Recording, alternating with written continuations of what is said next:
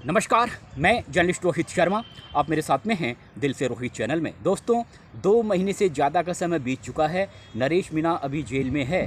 ज़मानत तो एक ना एक दिन तो उनकी होगी, लेकिन ज़मानत जल्दी होगी या नहीं होगी, ये इस सवाल का जवाब अभी किसी के पास में नहीं है। लेकिन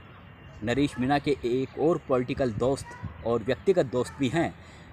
राजस्थान की सिव विधानसभा सीट से निर्दलीय प्रत्याशी रविंद्र सिंह भाटी के भी जेल जाने के रास्ते पुलिस ने बिल्कुल तैयार कर लिए हैं।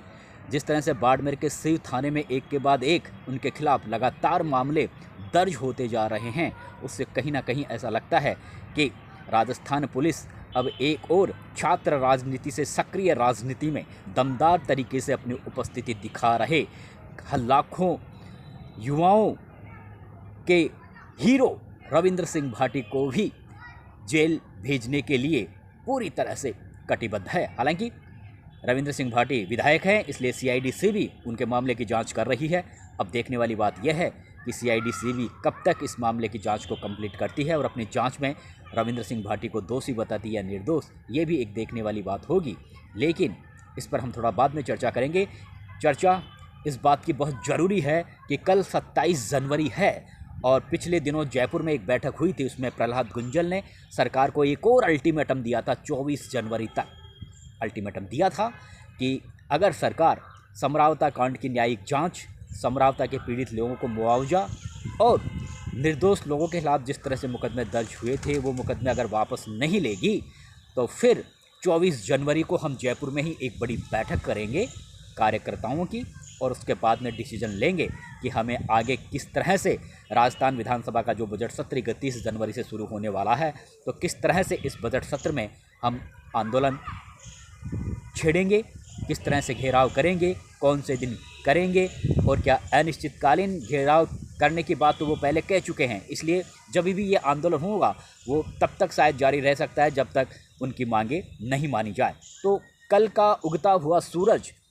ये तय करेगा कि राजस्थान में आने वाले दिनों में राजधानी जयपुर की सड़कों पर क्या हमें एक बड़ा आंदोलन देखने को मिलेगा। जिस तरह से मैंने पिछले वीडियो में बताया था कि 2012 में जब वकील और पुलिस के बीच में ज़बरदस्त तरीके से कई दिनों तक टकराव के हालात बने रहे थे और उन हालातों में जयपुर की जनता को भी कई तरह की परेशानियों से जूझना पड़ा था। वकील हड़ताल पर चले गए थे तो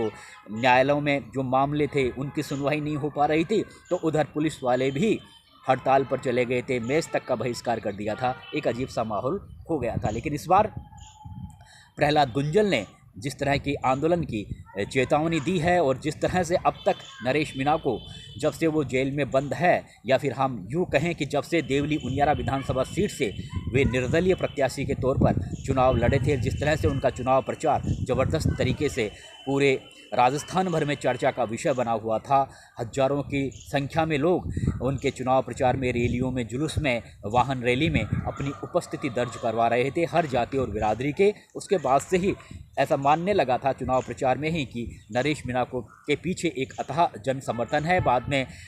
मतदान वाले दिन जिस तरह की जो घटना हुई, समरावता का कांड हुआ, उसके बाद में वो जेल में हो, जेल में बंद होने के बाद भी बाहर भी जिस तरह से राजस्थान में चाहे वो करणी सेना हो, चाहे राजपूत समाज हो, हर जाति और बिरादरी के लोग उनकी रिहाई के लिए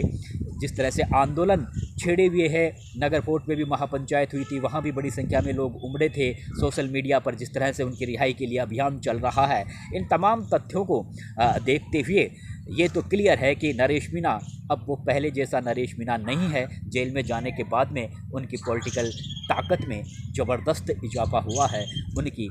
जो जनाधार है वो तेज़ी से और भी कुलांचे मार रहा है। तो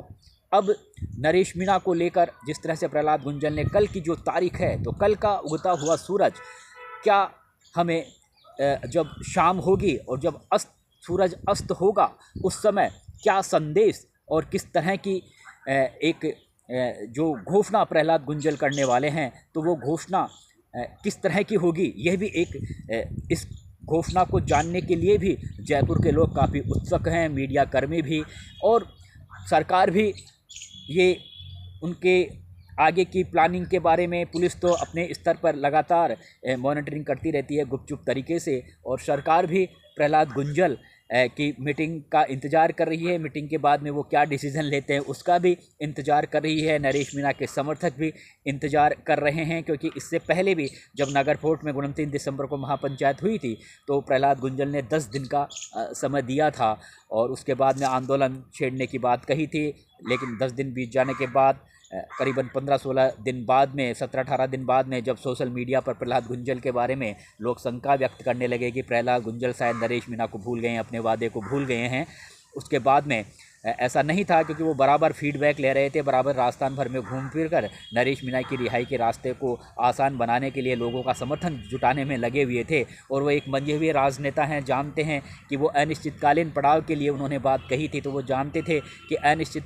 अनिश्चितकालीन अगर कोई पड़ाव दिया जाता है तो उससे संबंधित सभी तरह की व्यवस्थाएँ भी करनी पड़ती है। रैली में आने वाले हजारों समर्थकों के लिए किसी भी तरह की कोई दिक्कत ना हो, उन सब के बारे में सोचना पड़ता है, तो शायद इसलिए उन्होंने वक्त लिया था। लेकिन पिछले दिनों जिस तरह से जयपुर में बैठक हुई थी और फिर एक बार फिर से 24 जनवरी तक का सरकार को अल्टीमेटम दिया था न्यायिक जांच की मांग के लिए, समरावता के पीड़ित लोगों को मुआवजा देने के लिए और जो निर्दोष लोगों के खिलाफ जो मुकदमे दर्ज हुए थे उनको वापस लेने के लिए, ये 3-4 मांगें थी। लेकिन इन मांगों पर सरकार का अभी तक कोई पॉजिटिव रुख मैंने जब ये वीडियो तैयार कर रहा हूँ तब तक देखने को नहीं मिला। तो सीधी सी बात है, सरकार उनकी मांगों को मानने के लिए तैयार नहीं है। इसलिए कल जब वो बैठक करेंगे प्रहलाद गुंजल अपने खास समर्थकों के साथ में, तो वो क्या डिसीजन लेंगे ये भी एक देखने वाली बात होगी। लेकिन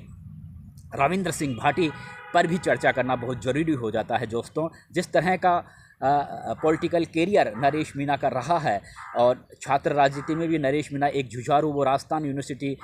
से निकले हुए छात्र हैं, राजस्थान यूनिवर्सिटी के छात्र संघ के महासचिव रहे हैं और अब तक उनकी राजस्थान यूनिवर्सिटी में बहुत अच्छी अप्रोच है। एक युवा शक्ति नरेश मीणा के साथ भी जुड़ी हुई है, मीणा कम्युनिटी की नहीं बल्कि हर जाति और बिरादरी के लोग और युवा उनके साथ में जुड़े हुए हैं। और जयपुर में एक बहुत बड़ी उनकी अप्रोच है युवा शक्ति में, और उसी के दम पर नरेश मीणा जब अपना कोई आंदोलन करते हैं या फिर लोगों की समस्याओं को लेकर सड़कों पर आते हैं तो बड़ी संख्या में युवा उनके साथ जुड़े रहते हैं, जिस तरह से डॉक्टर किरोड़लाल मीणा के साथ, हनुमान बेनीवाल के साथ, प्रहलाद गुंजल के साथ जुड़े रहते हैं। तो ठीक उसी तरह से रविंद्र सिंह भाटी जय नारायण विश्वविद्यालय जोधपुर के छात्र राजनीति से निकले हुए छात्र हैं। हालांकि नरेश मीणा लंबे समय से वो अपने जुझारूपन रवैये से जो मुकाम हासिल करना चाहते थे कांग्रेस पार्टी में, वो मुकाम उन्हें नहीं मिल पाया। लेकिन रविंद्र सिंह भाटी फ़िलहाल जब वो 2019 में जो अखिल भारतीय विद्यार्थी परिषद के सक्रिय कार्यकर्ता थे, अखिल भारतीय विद्यार्थी परिषद सीधा बीजेपी से कॉन्टैक्ट है, लेकिन छात्र संघ के चुनावों में, जयनारायण विश्वविद्यालय के छात्र संघ के चुनावों में जब रविंद्र सिंह भाटी को टिकट नहीं मिला था तो उन्होंने 2019 में छात्र संघ के चुनावों में निर्दलीय ताल ठोकी थी और निर्दलीय उन्होंने चुनाव जीता था। और जयनारायण विश्वविद्यालय के 57 साल के इतिहास में पहली बार कोई निर्दलीय उम्मीदवार छात्र संघ का चुनाव जीता था। तो उसी समय से उन्होंने जिस तरह से दमदार तरीके से अपना रुतबा बढ़ाया युवाओं में, वो अब तक कायम है। और उसके बाद में जिस तरह से 1922 में छात्र संघ का चुनाव हुआ जयनारायण विश्वविद्यालय में, तो अरविंद सिंह भाटी जो उनके मित्र थे, उन्हें जब NSUI ने टिकट नहीं दिया तो स्टूडेंट फेडरेशन ऑफ इंडिया के बैनर के तले रविंद्र सिंह भाटी ने उन्हें चुनाव लड़वाया और अरविंद सिंह भाटी भी छात्र संघ का चुनाव जीते। यानी ये एक रुतबा था रविंद्र सिंह भाटी का जयनारायण विश्वविद्यालय में, वो रुतबा अब तक उनका कायम है। उसके बाद में आप सबने देखा होगा कि 2023 में वो शिव विधानसभा सीट से, क्योंकि भाजपा पृष्ठभूमि के वो जुड़े हुए थे, अखिल भारतीय विद्यार्थी परिषद के सक्रिय कार्यकर्ता थे, इसलिए भारतीय जनता पार्टी से उनका एक तरीके से कनेक्शन था। लेकिन भारतीय जनता पार्टी ने, उन्होंने शिव विधानसभा सीट से टिकट मांगा था, टिकट दिया नहीं, टिकट मिला संघ पृष्ठभूमि के स्वरूप सिंह खरा को। तो रविंद्र सिंह भाटी ने युवाओं के कहने पर, युवाओं के दम पर शिव विधानसभा सीट से निर्दलीय फार्म भरा और 4000 वोटों से वो जीते। भाजपा कैंडिडेट स्वरूप सिंह खारा की जमानत जब्त हो गई। हालांकि मुकाबला काफ़ी कड़ा था, क्योंकि सामने कांग्रेस पार्टी के अमीन खान जो 10वीं बार इस सीट से चुनाव लड़ रहे थे, कई बार विधायक भी रह चुके हैं, और कांग्रेस के ही एक बागी उम्मीदवार थे फतेह खान। और तो इस तरह से एक काफ़ी रोचक मुकाबला था। लेकिन उन तमाम रोचक मुकाबले के बीच में उन्होंने जिस तरह से शिव विधानसभा क्षेत्र के लोगों का दिल जीता और चुनाव जीता। तब से लेकर अब तक उनकी लोकप्रियता में लगातार बढ़ोतरी हो रही है और इस उनकी लोकप्रियता में उस समय और बढ़ोतरी हो गई जब पिछले लोकसभा चुनाव में उन्होंने बाड़मेर जैसलमेर से भारतीय जनता पार्टी के कैंडिडेट जो केंद्र की मोदी सरकार में मंत्री थे कैलाश चौधरी, उनकी जीत के रास्ते पूरी तरह से बंद कर दिए। दूसरे नंबर पर रविंद्र सिंह भाटी रहे थे। करीबन 5,86,000 वोट रविंद्र सिंह भाटी को मिले थे और भाजपा कैंडिडेट कैलाश चौधरी जो लगातार यहां से सांसद रहे थे 2 लोकसभा चुनावों में और केंद्र में मंत्री भी थे, उन्हें 2,86,000 वोट मिले। आप समझ सकते हैं कि 3 लाख वोट रविंद्र सिंह भाटी ने उनसे ज़्यादा हासिल किए, जबकि अभी अभी वो राजनीति में आए हैं। लेकिन ये उनकी लोगों से उनका जुड़ाव था, लोगों के लिए जिस तरह से वो संघर्ष करते हैं ये उसी का परिणाम था। युवाओं के खातिर वो किस तरह से संघर्ष करते हैं, किस तरह से खुद को समर्पित कर देते हैं, ये ही उनकी एक खासियत थी जिसकी वजह से लोग उनसे जुड़े रहे और दूसरे नंबर पर रहे। हालांकि चुनाव कांग्रेस कैंडिडेट उम्मेदाराम बेनीवाल जीत गए थे, लेकिन रविंद्र सिंह भाटी का जो चुनाव प्रचार था लोकसभा चुनाव में वो पूरे हिंदुस्तान भर में चर्चा का विषय बना था। भारतीय जनता पार्टी के दिल्ली में बैठे नेता भी उनके चुनाव प्रचार को देखकर, उनकी लोकप्रियता को देखकर चकरा गए थे। और तब से लेकर अब तक, अब तो ऐसा लगता है कि क्योंकि वो मोदी के योद्धा को उन्होंने हराया था, कैलाश चौधरी मोदी मंत्रिमंडल का हिस्सा थे, उन्हें हराया था, इसलिए ऐसा लगता नहीं है कि भारतीय जनता पार्टी में उनकी वापसी आसानी से हो जाएगी। आगे कुछ भी हो सकता है, पॉलिटिक्स में कुछ ज़्यादा कहा नहीं जा सकता, पहले अनुमान नहीं लगाया जा सकता। लेकिन बहुत से लोग कहते हैं कि अब रविंद्र सिंह भाटी को कांग्रेस पार्टी में आ जाना चाहिए। और अब जिस तरह से लगातार भारतीय जनता पार्टी की इस सरकार में रविंद्र सिंह भाटी के खिलाफ सिव थाने में अब तीसरा मुकदमा दर्ज हुआ है, जिसमें सोलर प्रोजेक्ट में बाधा पहुंचाने का आरोप उन पर लगाया गया है। करीब 8,500 करोड़ रुपए के जो निवेश की बातें कही जा रही है, उसमें रोड़ा अटकाने की बात कही जा रही है। विधायक पर इस तरह के आरोप लगाए जा रहे हैं। इस सिलसिले में उनके खिलाफ जो मुकदमा दर्ज हुआ है, इससे पहले भी मुकदमा दर्ज हुआ था कि राजकार्य में बाधा पहुंचाने संबंधी, अधिकारियों को धमकाने संबंधी, इस तरह के मामले लगातार उनके खिलाफ जिस तरह से दर्ज हो रहे हैं, उससे कहीं ना कहीं रविंद्र सिंह भाटी के रास्ते भी बिल्कुल एक जेल में जाने जैसे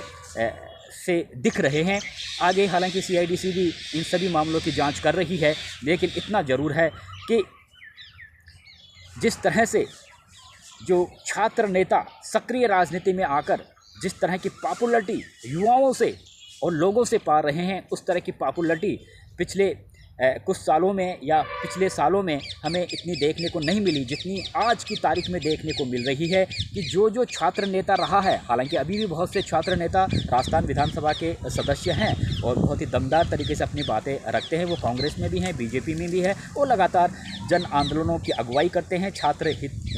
युवाओं के हितों के लिए सड़कों पर भी नज़र आते हैं। और आजकल लोग ऐसे ही राजनेताओं को पसंद भी करते हैं और यही वजह है कि नरेश मीणा को लोग लाइक कर रहे हैं, रविंद्र सिंह भाटी को लाइक कर रहे हैं। अब देखने वाली बात यह है कि नरेश मीणा को लेकर आने वाले दिनों में किस तरह का आंदोलन हमें देखने को मिलेगा और रविंद्र सिंह भाटी जेल जाएंगे या नहीं, CIDC भी किस तरह उन्हें दोषी ठहराती है या निर्दोष ठहराती है, ये भी एक देखने वाली बात होगी। लेकिन रविंद्र सिंह भाटी ने साफ कह दिया है कि वो डरने वाले नहीं हैं। वो अगर विधायक बनते हैं तो उनको किसान बनवाते हैं, उनकी जनता, उनके क्षेत्र के लोग उन्हें विधायक बनाते हैं, इसलिए वो डरने वाले नहीं हैं और ग्रामीणों के हक के लिए,